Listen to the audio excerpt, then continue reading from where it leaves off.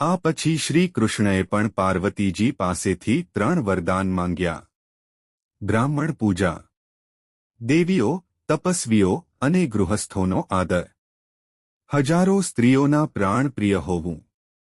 શ્રી કૃષ્ણને વરદાન આપીને શિવ અને પાર્વતી અદૃશ્ય થઈ ગયા, અને શ્રી કૃષ્ણએ પણ ઉપમન્યુ પ્રત્યે કૃતજ્ઞતા વ્યક્ત કરી. પછી તેઓ તેમના નિવાસસ્થાનમાં પાછા ફર્યા.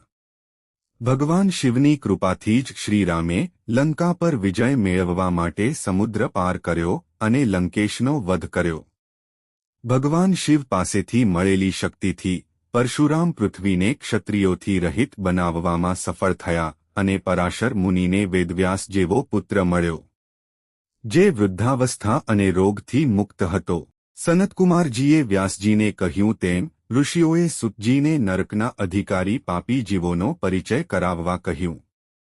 સૂતજીએ કહ્યું, 4 પ્રકારના માનસિક પાપો છે: બીજાના પૈસાની લાલસા, બીજાની સ્ત્રીની લાલસા, બીજાને નુકસાન પહોંચાડવાની દૂષિત લાગણી, પોતાનામાં ભક્તિભાવ રાખવો. આ સાથે 4 મૌખિક કૃત્યો છે જેને પાપ ગણવામાં આવે છે: અસંગત વાણી, અસત્ય બોલવું, અપ્રિય રીતે બોલવું, અપરાધ, અને 4 પ્રકારની શારીરિક ક્રિયાઓ છે: અક્ષમ્ય અન્ન ખાવું, હિંસા, પરદ્રવ્ય પદાર્થોનું સેવન, ખરાબ કાર્યો કરવા. જેઓ આ 12 પ્રકારના પાપ કરે છે તે નરકમાં જાય છે. મહાદેવજીની શિવગાથામાં પ્રવૃત્ત સંન્યાસીઓની, ગુરુ અને પૂર્વજોની ટીકા કરનાર, અન્યાયથી દાન આપનાર, લોભના કારણે દુષ્કર્મ કરનાર, શિવજીની કથામાં વિઘ્નો ઊભા કરનાર, બ્રાહ્મણનો વધ કરનાર, નિર્દોષને શિક્ષા કરનાર અને જે બ્રાહ્મણની સંપત્તિ ચોરી કરે છે તે નરકમાં જાય છે. આ સિવાય જે પોતાના માતા પિતાને ત્યજી દે છે, કાયરતાથી લાભ મેળવે છે અને માર્ગમાં આગ લગાડે છે તે પણ નરકમાં બંધાયેલો છે. સ્ત્રીઓનો વેપાર કરનાર જે દંભી, કૃતઘ્ન છે, જાહેર સ્થળોને પ્રદૂષિત કરે છે, તેના આશ્રિતોને ત્રાસ આપે છે, લાંચ લે છે, પ્રાણી ક્રૂરતા, છેતરપિંડી અને વ્યવસાયમાં ક્રૂરતા કરે છે તે નરકમાં બંધાયેલો છે. હે ઋષિમુનિઓ, માણસ તેના કર્મોનું ફળ ચોક્કસપણે ભોગવે છે. ખરાબ કામ કરનાર યમલોકથી બચી શકતો નથી. સત્પુરુષો સૌમ્ય માર્ગે પૂર્વના દ્વારે જાય છે અને પાપીઓ દક્ષિણ માર્ગે યમલોકમાં જાય છે. આ રસ્તો હરીની ઘાર જેવા સખત પથ્થરોથી બનેલો છે. તેમાં ક્યાંક અંધારું, સ્વેમ્પ, ગરમ રેતી, સિંહ, વરુ વગેરે જેવા ખતરનાક પ્રાણીઓ છે. અજગર, જળો વગેરે પણ છે. અને અહીં યમલોકમાં તેઓ પાપી પ્રાણીને તેના કર્મોનું ફળ ચૂકવવા માટે લાવે છે. તેઓ કોઈને ઊંધું લટકાવી દે છે તો કોઈના કાનમાં, ગાલમાં, નાકમાં નખ નાખે છે અને બીજાને ખરાબ રીતે ખેંચે છે. ઉલટું, સારા આચરણવાળા લોકોને આવકારવામાં આવે છે. ત્યારબાદ સનતકુમારજીએ વિવિધ પ્રકારના પાપો માટે વિવિધ પ્રકારના યાતનાઓ રજૂ કરી. તેમણે કહ્યું કે જે જુઠ્ઠા શાસ્ત્રોમાં લિપ્ત થાય છે તે દ્વિજીરાવ્ય નરકમાં જાય છે અને ત્યાં તેને તીક્ષ્ણ હળથી ત્રાસ આપવામાં આવે છે. જે તેના માતા પિતા અને શિક્ષકને ડર બતાવે છે. જે મંદિર, કૂવો વગેરેનો નાશ કરે છે તેને કોલુમાં કચડી નાખવામાં આવે છે. જે પણ સજ્જનોની ટીકા સાંભળે છે તેના કાનમાં નખ મારવામાં આવે છે. જે લોકો ધાર્મિક ગ્રંથો, શિવલિંગ અને બ્રાહ્મણોને પગ સ્પર્શ કરે છે તેમના પગ કપાઈ જાય છે. તામિસ્ત્રો જેઓ તેમના પિતાને પ્રાર્થના કરતા નથી તેઓ નરકમાં જાય છે. આ બધામાંથી ઉલટું જે લોકો સારા કાર્યો કરે છે તેઓ યમલોકમાં સુખ મેળવે છે. જે બ્રાહ્મણને દાન વગેરે આપે છે તે ઘોડા પર સવાર થઈને યમલોક જાય છે. જેઓ ફૂલોના બગીચા વાવે છે તેઓને પુષ્પક વિમાન લેવા આવે છે અને જેઓ દાન કરે છે તેઓને સુખદ વાહન લેવા આવે છે અને ત્યાં પણ આનંદથી રહે છે. અન્નનું દાન એ સૌથી મહત્વપૂર્ણ દાન છે. કારણ કે ભૂખ જેવો કોઈ રોગ નથી તેથી અન્નદાન જેવું કોઈ પુણ્ય નથી. અન્નને જીવન કહેવામાં આવ્યું છે, તેથી અન્નદાન એ જીવનદાન છે.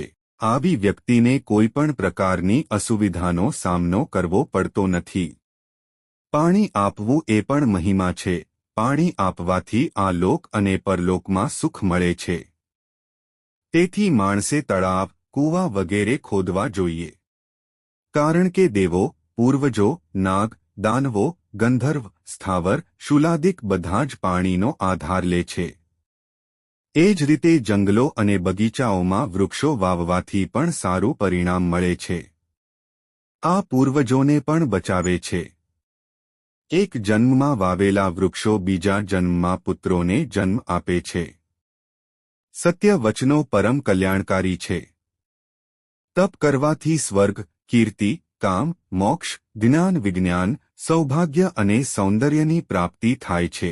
તપસ્યા દ્વારા બ્રહ્મા, વિષ્ણુ અને રુદ્ર બ્રહ્માંડનું સર્જન, જાળવણી અને નાશ કરવામાં સક્ષમ છે. વિશ્વામિત્ર તપસ્યા દ્વારા જ ક્ષત્રિયમાંથી બ્રાહ્મણ બન્યા હતા. સનતકુમારજી કહે છે કે જેમ સૂર્ય ચંદ્ર વિના જગત અંધકારમય છે, તેવી જ રીતે પુરાણો વિના સંસારમાં અજ્ઞાનનું રાજ છે. પુરાણ દ્વારા જ અજ્ઞાન દૂર થાય છે. જેઓ પુરાણોનો પાઠ કરે છે તે બીજાને પણ પતનથી બચાવે છે. બ્રહ્મા, વિષ્ણુ અને શિવ અત્યંત પૂજનીય છે. કારણ કે તેઓ પુરાણોના વક્તા છે. પુરાણના વિદ્વાનને સંતુષ્ટ કરવાવાળા વ્યક્તિને સૌભાગ્યની ગતિ મળે છે. અને તેના દ્વારા શિવલોકની પ્રાપ્તિ થાય છે. જે વ્યક્તિ શિવની કથા સાંભળે છે તે રુદ્ર બની જાય છે. કળિયુગમાં શિવપુરાણના પાઠ અને શ્રવણથી મોટું કોઈ પુણ્ય નથી. સુતજી કહે છે કે શિવજીમાંથી 2 પ્રકારના બ્રહ્માનો જન્મ થયો છે.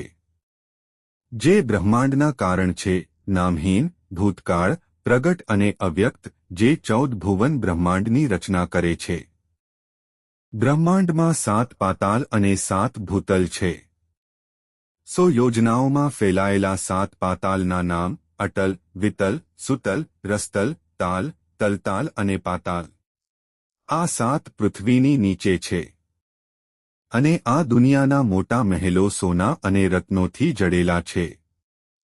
તેમની વચ્ચે દાનવ, દૈત્ય, સાપ અને રાક્ષસ જાતિઓ રહે છે. અહીંની પ્રકૃતિ ખૂબ જ સુંદર છે. આ સંસારોની ઉપર રૌરવ, કતલ, રોધા, રાવણ, વિલોહિત ક્રિમિ, દિવાસન વગેરે જેવા અનેક પ્રકારના નરક છે. તેની ઉપર પૃથ્વીનો ગોળો છે જેમાં જાંબુ, પ્લવક્ષ, કૌંચ, પુષ્કર, શક, શાલ્મલી વગેરે દ્વીપો છે. અને મીઠા, ઇક્ષુરસ, ઘૂત, મધુ, દૂધ અને પાણીના 7 મહાસાગરો છે. આ બધાની વચ્ચે જંબુદ્વીપ છે, જેની મધ્યમાં 16 યોજન ઊંડો, 84 યોજન ઊંચો અને 32 યોજન પહોળો સુવર્ણ કૈલાશ પર્વત છે.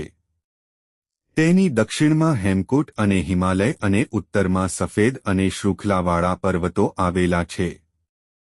આમાં ભારતવર્ષ નામનો સહસ્ત્ર યોજન વિશાળ દેશ છે. તેનાથી આગળ સુમેરુ, દક્ષિણમાં હરિવંશ, ઉત્તરમાં રામ્યક અને સમાંતર હિરણ્યમય પર્વત છે. ઉત્તરમાં કુરુ, મધ્યમાં ઇલાવૃત્ત અને મેરુ પર્વત છે. પૂર્વમાં સુમેરુને મળતો મંદરાચલ અને તેના દ્વારા શિવલોકની પ્રાપ્તિ થાય છે. જે વ્યક્તિ શિવની કથા સાંભળે છે તે રુદ્ર બની જાય છે. કળિયુગમાં શિવપુરાણના પાઠ અને શ્રવણથી મોટું કોઈ પુણ્ય નથી. આગામી કથા સાંભળવા માટે ભાગ 41 જોવો. જો તમને આ વિડિયો પસંદ આવ્યો હોય તો વિડિયોને લાઇક કરો અને ચેનલને સબસ્ક્રાઇબ કરો.